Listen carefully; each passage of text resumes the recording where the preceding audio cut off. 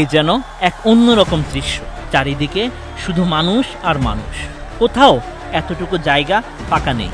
বৈষম্য বিরোধী ছাত্র আন্দোলনের ঘোষিত কর্মসূচি বাস্তবায়নে যেন ছাত্র জনতার ঢল নেমেছে কেন্দ্রীয় শহীদ মিনার প্রাঙ্গণে। শহীদ মিনার পেরিয়ে পাশের সড়কগুলোতেও অবস্থান নিয়েছেন তারা। ৩ আগস্টের এই কর্মসূচিতে স্লোগানে স্লোগানে উত্তাল হয়ে ওঠে শহীদ মিনার। এদিকে কোটা সংস্কার আন্দোলনের প্রতি সমর্থন জানিয়েছেন বুদ্ধিজীবী, শিক্ষক, সামাজিক ও সাংস্কৃতিক কর্মী থেকে শুরু করে বিভিন্ন তারকা ও ক্রিকেটাররাও।